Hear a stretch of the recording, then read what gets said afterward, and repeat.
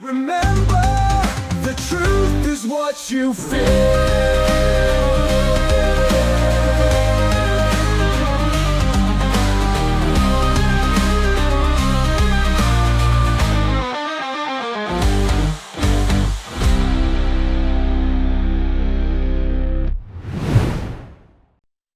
हिमाचल प्रदेश के एक दूर दराज गांव के पास एक पुराना जंगल था। जंगल में एक जंगली मंदिर था जो जंगल के गहराइयों में छुपा हुआ था। लोगों ने इस मंदिर का नाम सुना था, लेकिन कोई उस तक अभी तक नहीं पहुंचा था। कहानियां थी कि यह मंदिर किसी भयंकर असुर का था और जो भी वहां गया वो कभी वापस नहीं आया। उस जंगल में जाने वाले लोगों की चीखें भी उन जंगल की गहराइयों में खो जाती है। गांव के लोग कह रहे थे कि जंगल में कुछ पुरानी आत्माएं छुपी हुई थी जो अपना बदला लेना चाहती है।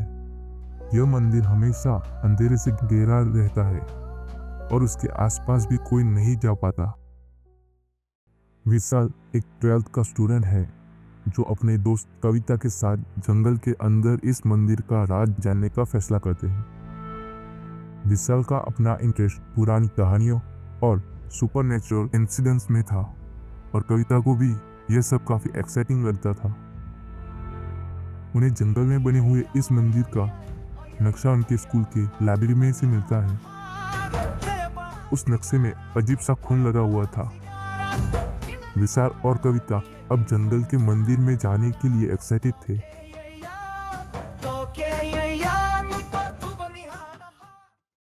वो दोनों एक दिन सुबह जंगल की तरफ रवाना होते हैं। जंगल का रास्ता काफी डरावना और खौफनाक था, लेकिन विशाल और कविता ने सोचा था कि वो ये कहानी पूरी तरह से समझ कर रहेंगे। उन्हें इस राज को जानना था। जैसे जैसे विशाल और कविता मंदिर के नजदीक आ रहे थे कि वहां अंदर से घंटियों की आवाज सुनाई देने लगी, जैसे कोई उस पुराने मंदिर में पूजा कर रहा हो।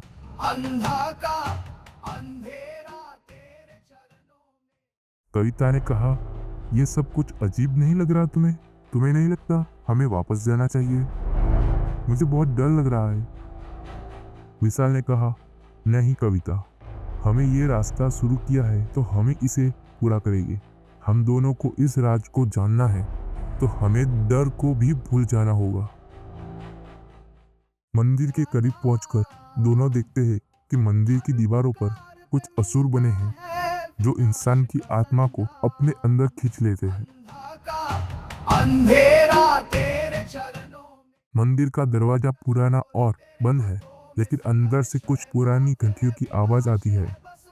विशाल और कविता धीरे धीरे से अंदर घुस जाते हैं। मंदिर के अंदर अंधेरा था, बस एक पुराना दिया जल रहा था।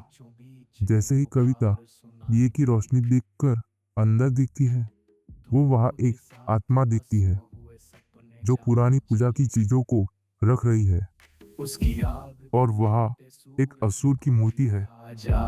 आत्मा की आंखें गजब की चमक से भरी हुई थी। धरती भी कांप जाए। अंधा का शैतान देवता, अंधा का सर्वनाश का तारा। विशाल और कविता वो दोनों डर के मारे वहां से भाग जाते हैं, लेकिन कुछ ही दूर जाकर वो रुक जाते हैं और सोचने लगते हैं कि अब वो वापस से डर रहे हैं। अगर वो डरेंगे तो वो उस राज तक नहीं जा पाएगी। कविता अपनी ताकत से मंदिर के अंदर फिर से घुसने का फैसला करती है। विशाल कुछ हेजिटेट करता है, लेकिन कविता की हिम्मत देखकर वो भी उसके साथ जाता है। वहां जाकर उन्हें एक पुरानी किताब वहां पड़ी एक पूजा की थाली में मिलती है, जिसमें लिखा होता है, यह मंदिर एक पुराने असुर को समर्पित था। उस असुर का नाम अंधाका था, जो हर इंसान से एक आत्मा की शक्ति छीन लेता था। जिन्हें इस मंदिर को जानने की या जंगल के मंदिर के राज को जानने की चाह होती है, उन्हें असुर खुद रास्ता दिखाता था। जब उस असुर को ढूंढने वाले उस मंदिर तक पहुंचते थे, वो अपनी ताकत से उन्हें अपने अंधेरों में खींच लेता था। उनकी आत्मा उस असुर की हो जाती। अगर किसी ने यह किताब पढ़ ली तो वो असुर के शिकार बन जाते हैं। विशाल और कविता समझ जाते हैं कि उन्होंने जो रास्ता चुना था वो असुर ने खुद भेजा था, और अब वो दोनों उस असुर के शिकार बनने जा रहे थे।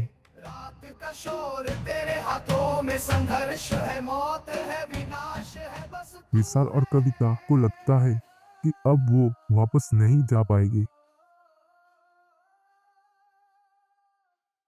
मंदिर के अंदर से एक भयंकर आवाज आती है, जैसे कोई अपने तांडव की चाल चल रहा हो। और तभी असुर अंधा का सामने आता है। लोग भागे पर कहां बचे संसार। वो असुर उन्हें अपने खौफनाक रूप में दिखता है। उसका नाम हर पुकार पे मिलता है विनाश का संदान। विशाल और कविता का दिल तेजी से धड़कने लगता है, लेकिन कविता का मन डरता नहीं, और वो असुर से कहती है, हम ये मंदिर छोड़कर नहीं जाएंगे, तुम हमें कुछ भी नहीं कर सकते। ऐसा बोल के कविता और विशाल अपने भगवान के मंत्रों का उच्चार करने लगते हैं।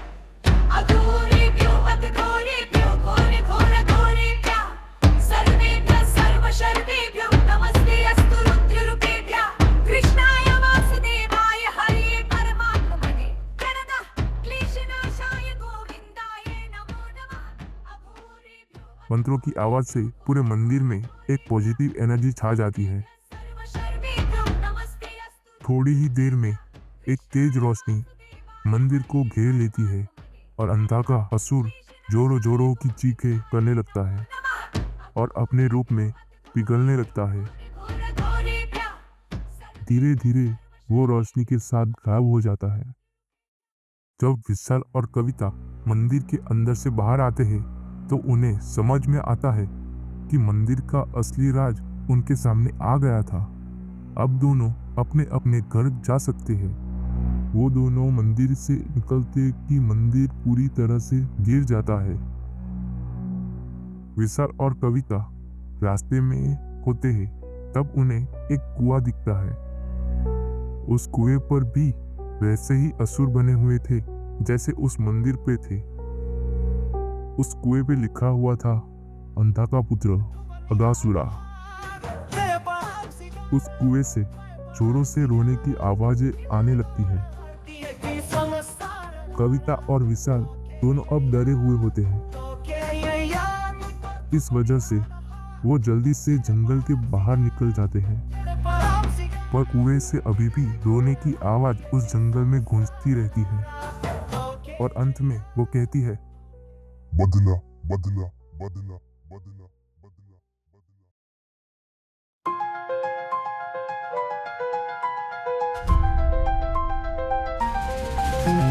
रात करा सबको छुपाना, रात में नया कुछ तो हो जाने वाला।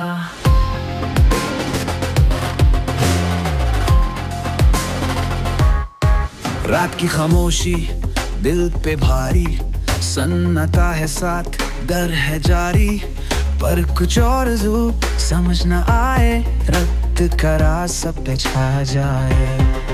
अनजाने कदम रात के अंधेरे, आंखों में है डर खौफ घेरे, मौत का चेहरा सामने आए, कहानी शुरू पर खत्म ना हो पाए। रक्त की कहानी जो देखे वो रोए, जिंदगी की रास्ते सब खो जाए, सन्नाटे के साथ कुछ और आए,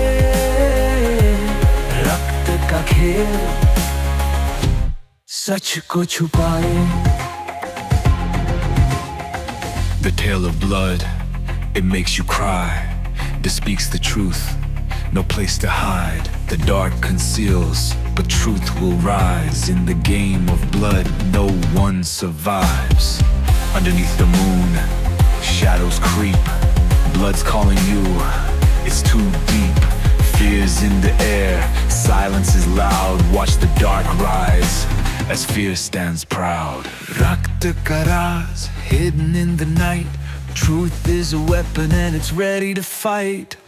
Don't trust your eyes, don't trust your mind. In this twisted game, nothing's left behind.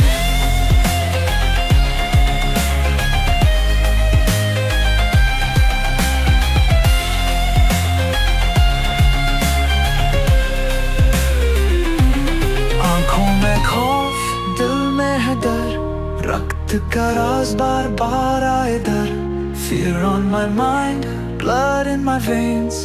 Dark की रात सब कुछ बांधे chained.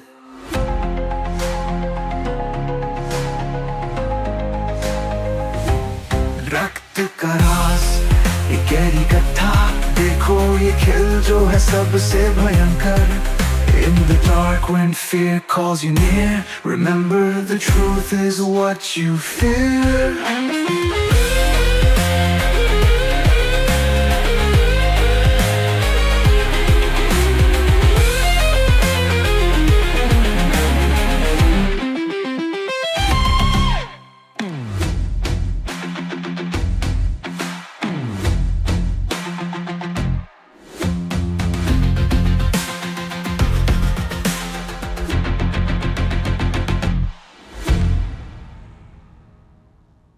Tale of blood, it makes you cry.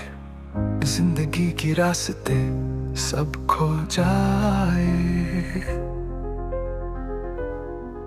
सन्नाटे के साथ तुझको छुपाए.